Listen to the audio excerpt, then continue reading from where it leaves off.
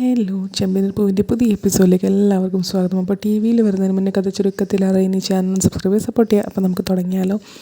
അപ്പോൾ നമ്മുടെ ശരത്ത് ശ്രുതിയുടെ കോളർ ഇങ്ങനെ പിടിച്ചിട്ടുള്ളത് അത് കണ്ടപ്പോൾ തന്നെ ശ്രുതിക്ക് ദേഷ്യം വന്നു. എന്നിട്ട് ആ കോളറിന് പിടിച്ച് മാറ്റിയിട്ട് ശരത്തിന് നല്ല അടി വെച്ച് കൊടുത്തു, കവിളത്ത് നല്ല തല്ല് കൊടുത്തു. അപ്പോൾ തന്നെ നമുക്ക് രേവതിക്ക് ദേഷ്യം പിടിച്ചു. എന്നിട്ട് ചോദിക്കും, നീ എന്തിനാണ് എൻ്റെ അനിയൻ തല്ലിയത്, നിനക്ക് എന്ത് അധികാരമുള്ളത് ഇവനെ തല്ലാൻ വേണ്ടിയിട്ട് ഇങ്ങനെ ചോദിക്കും.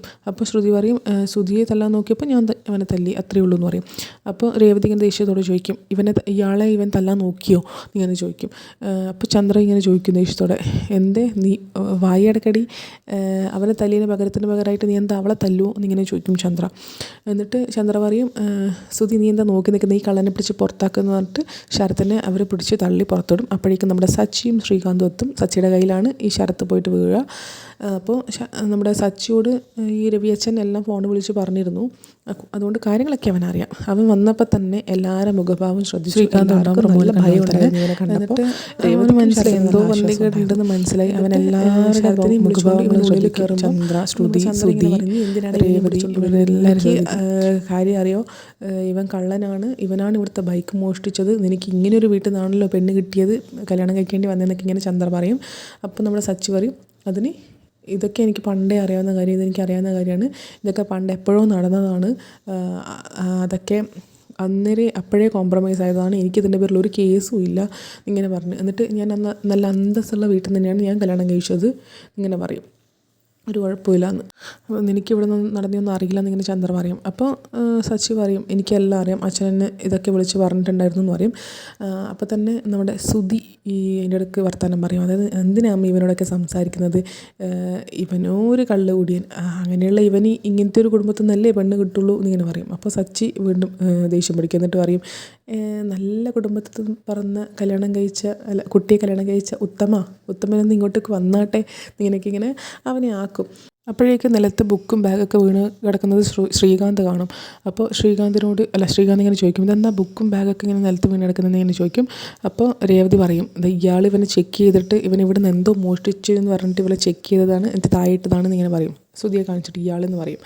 അപ്പോൾ തന്നെ നമ്മുടെ സച്ചിക്ക് ദേഷ്യം വരും.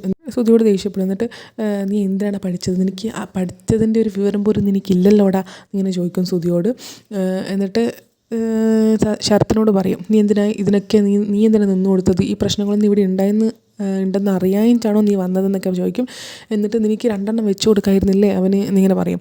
അപ്പോൾ ചന്ദ്ര പറയും, നീ എന്താടാ അവനെ കൊണ്ട് എന്നെ മോനെ തല്ലിക്കാൻ നോക്കുവാണോ എന്നിങ്ങനെ പറയും. എന്നിട്ട് ശ്രുതിയുടെ കോളർ കയറി പിടിച്ചപ്പോൾ ശ്രുതി അവനിട്ടൊന്ന് പൊട്ടിച്ചു, എന്നിട്ട് പേടിച്ച് മാറി നിന്നതാണ് അവൻ എന്നിങ്ങനെ പറയും.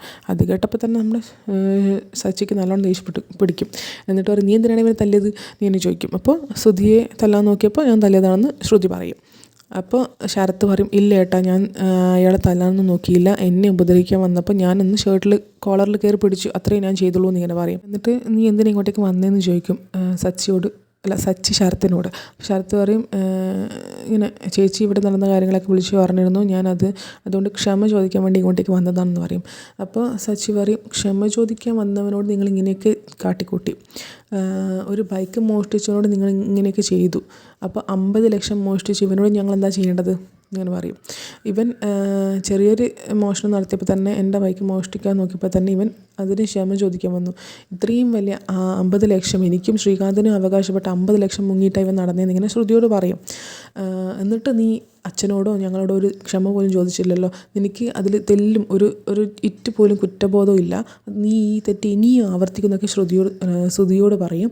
അപ്പോഴേക്കും ചന്ദ്ര പറയും, പോലീസിനെ വിളിക്ക്, ഇവന് അവർ കൈകാര്യം ചെയ്തോട്ടെ എന്ന് പറഞ്ഞിട്ട് ശ്രുതിയോട് പോലീസിനെ വിളിക്കാൻ പറയും. അപ്പോൾ ശ്രുതി പോലീസിനെ വിളിക്കാൻ വേണ്ടി പോകുമ്പം സച്ചി ഇങ്ങനെ പറയും, അതായത് വിളിക്ക്, പെട്ടെന്ന് തന്നെ ആവട്ടെ, അപ്പോൾ ഇവനെ എന്തായാലും കൊണ്ടുപോയില്ല, നിൻ്റെ കെട്ടിയവനായിരിക്കും കൊണ്ടുപോകുക എന്നിങ്ങനെ പറയും ശ്രുതിയോട്. അപ്പോൾ വീണ്ടും പേടിക്കും.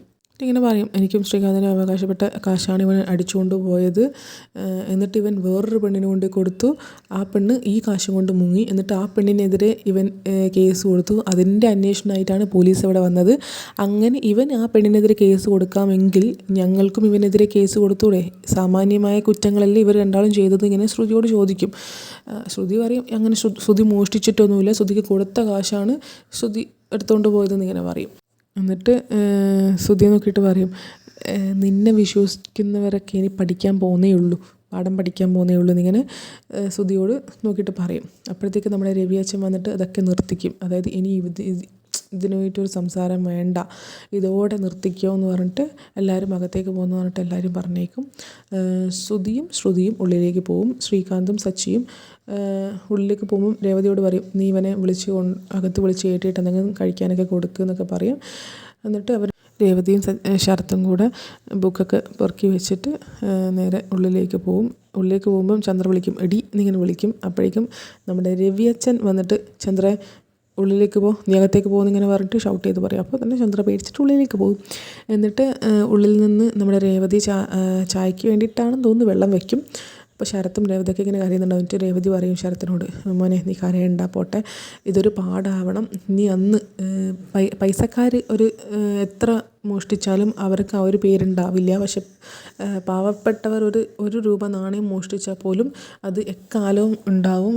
അവൻ ഇന്നും കള്ളനെന്ന് പേരും ഉണ്ടാവും എന്നൊക്കെ ഇങ്ങനെ പറയും. ഇതൊരു പാഠമായിരിക്കട്ടെ, ഇനി നീ ഒന്നും മോഷ്ടിക്കാൻ പാടില്ല എന്നൊക്കെ പറയും.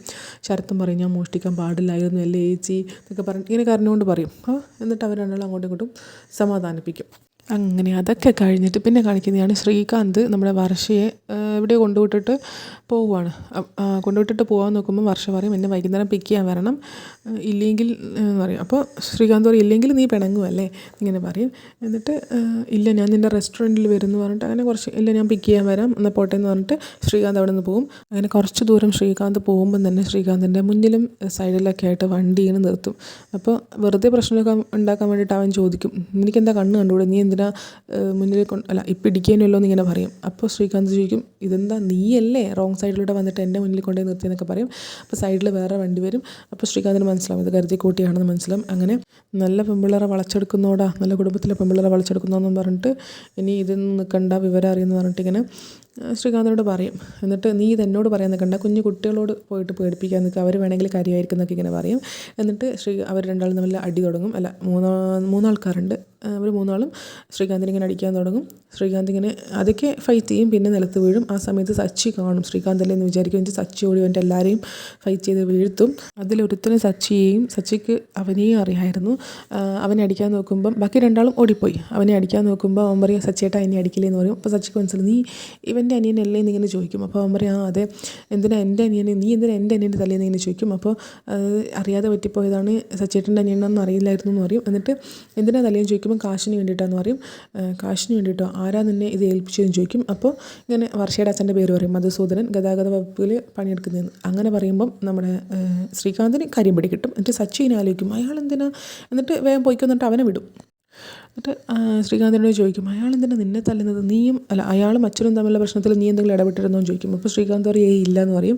എന്നിട്ട് അച്ഛനുള്ള ദേഷ്യത്തിന് നിന്നെ ഉപദ്രവിക്കുമായിരിക്കും അയാൾ ഇന്ന് മനസ്സിലാക്കും എൻ്റെ അനിയനെ തല്ലിയെന്നൊക്കെ പറഞ്ഞിട്ട് സച്ചി അടിക്കാൻ നോക്കുമ്പോൾ ശ്രീകാന്ത് പറയും, വേണ്ട ഏട്ടാ വിട്ടേക്ക് എന്ന് പറയും. അപ്പോൾ സച്ചി പറയും, ഇല്ല പറ്റില്ല, എൻ്റെ അനിയനെ അയാൾ അടിച്ചത്, അയാൾ ഇന്ന് വിവരം അറിയുമെന്ന് പറഞ്ഞിട്ട് സച്ചി നേരെ അയാളുടെ വീട്ടിലേക്ക് പോകും.